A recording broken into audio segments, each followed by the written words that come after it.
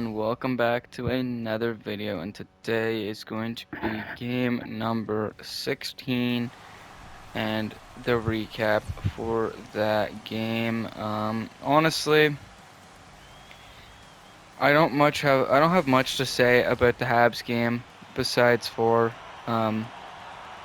honestly, it was just disappointing the whole game.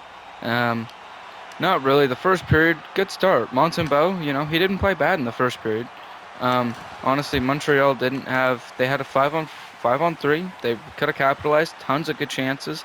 Um, but it finishes out with Montreal scoring a goal from Josh Anderson, which was pretty much 99% done by Lane Hudson and Jake Evans.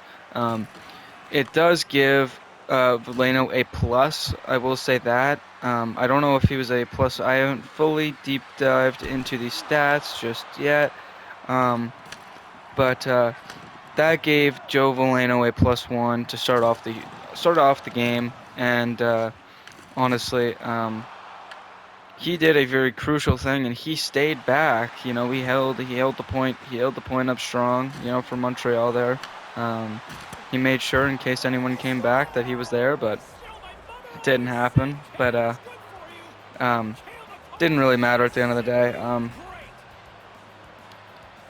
Uh, but Montreal back to back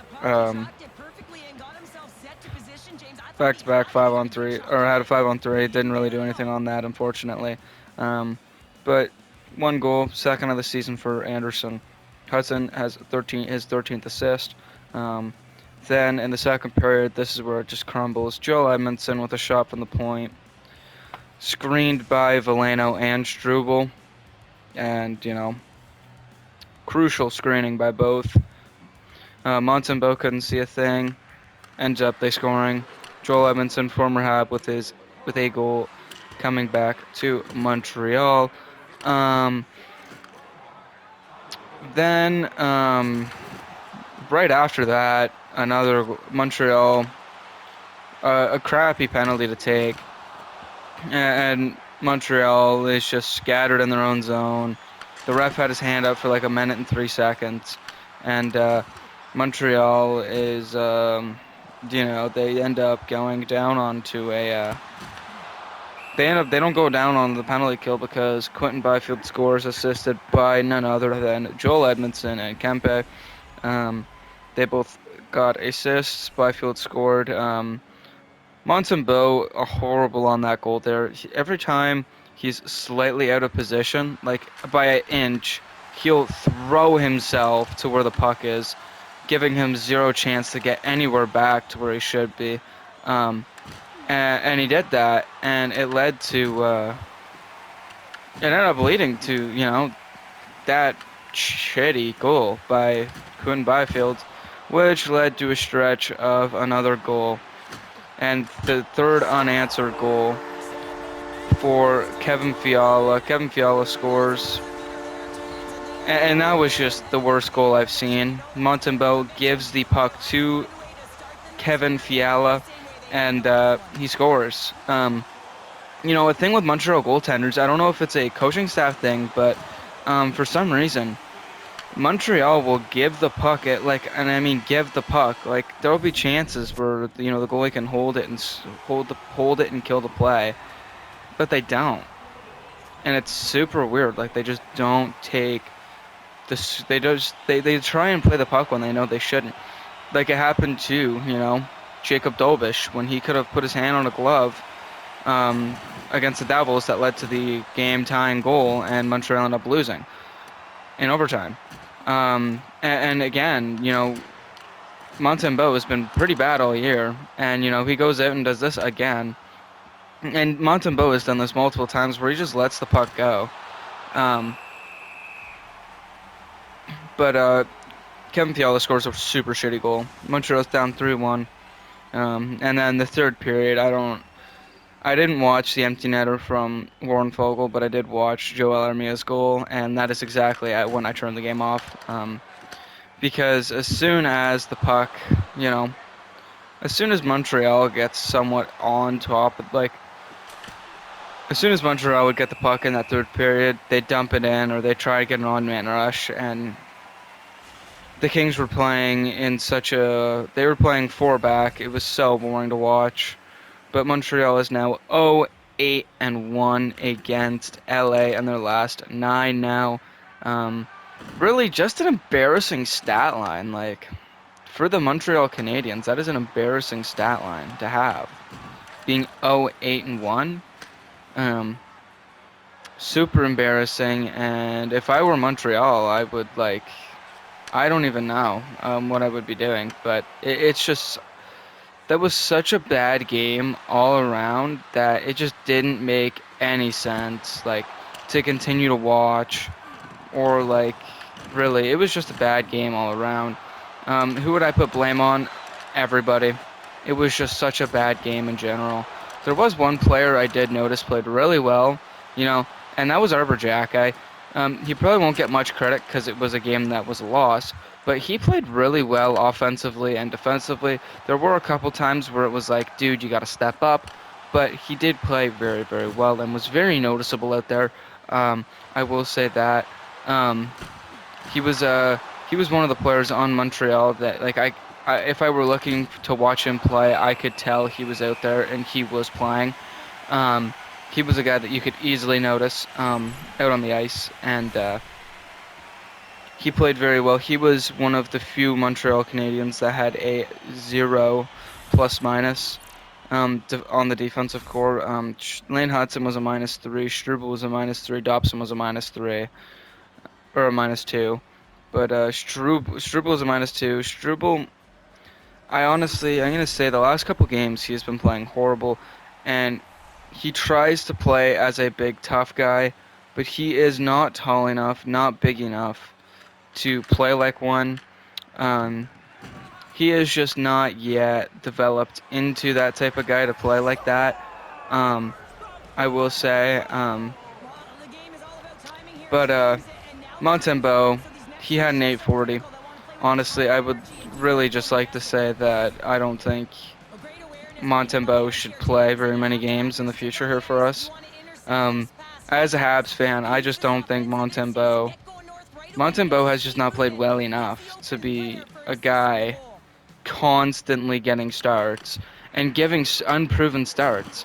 Now, the room hasn't lost faith in the guy, but I mean, I feel like I'm not going to say they should be losing faith. I'm just going to say that, like, it just doesn't make sense at the moment to be giving him unearned starts. Like, you look at a guy like Dobson. Dobson has earned every single start he's gotten. Dobish, sorry. Dobish has earned every single start he's gotten. Dobish is 6-0-1 with a 2.25 goals against average and a 920 save percentage. Then you look at the starting goaltender on Montreal and Samuel Montembeault, and he's 4-4-1 with a 352 goals against average and a 861 save percentage. The difference between that is insane. And the fact that, he's still getting starts and he's still getting played is just beyond crazy to me. It doesn't make sense. It's unright to Dobish. And now Montreal is 6-2-2 in their last 10. Montreal only had one regulation loss in that last couple. In their last 10, they only had one regulation loss until last night. Honestly, I don't think Montreal will be able to beat the Kings again when they play them next time. They do play them in March. I don't think Montreal will be able to beat them in March unless there's a big change. But moving on, Montreal's next 2 games are very, very big.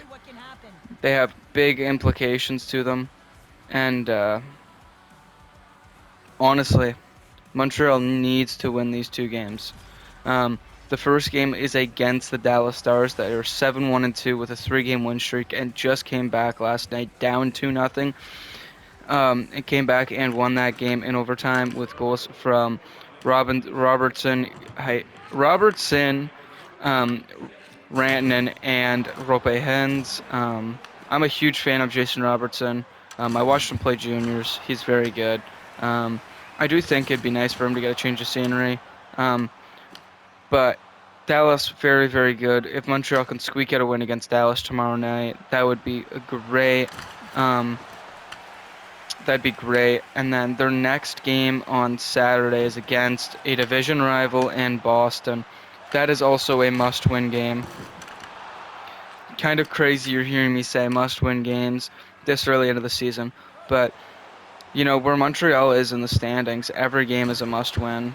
You know, if Montreal can win some of these games, they're going to be way better off in the standings come, you know, trade deadline. They're going to be more inclined to make moves at the deadline. They're going to be more inclined to go look and get somebody good.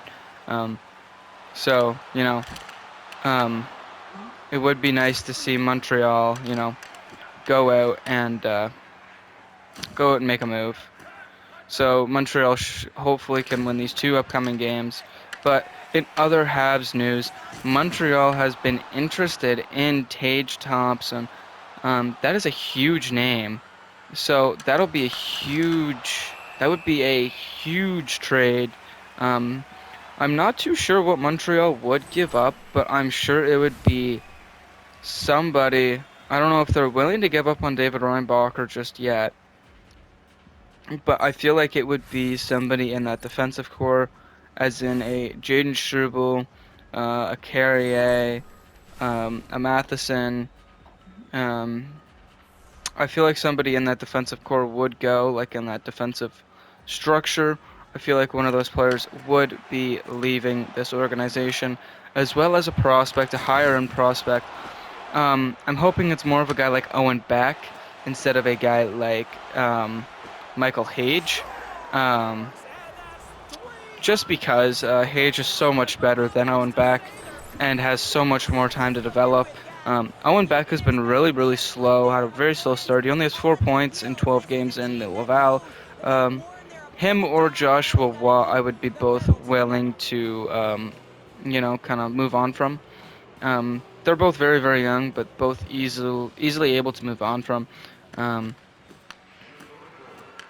I would love to see Montreal make a trade like that.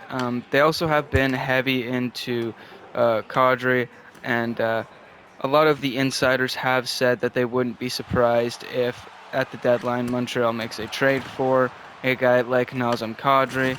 Um, that is somebody I do just really just think he is going to be a Hab every single time. I think all I can think of is him being a Canadian at the end of the day. Um, it's just something I see happening. I don't know why, but it wouldn't shock me if he was a Hab at the trade deadline, Nazem Kadri. Um, but that's really just going to be it for this video. There's not much else for me to really touch up on besides for how bad of a game um, that last game was. Just such a poor game against such a not, I wouldn't say a good team, but against such a team that Montreal had a very good chance at beating. Um, Unfortunately, they don't. It's sort of whatever, but unfortunately, it's a loss. Either way, that's gonna be the end of this video today. I hope you guys do enjoy. Let me know how you felt in the comments. Let me know how you felt on the Habs last night in the comment section below. Um, can't wait to hear your thoughts on it. But that's going to be it for this video. Hope you guys enjoy, and I'll see you guys in the next one. Have a good rest of your day.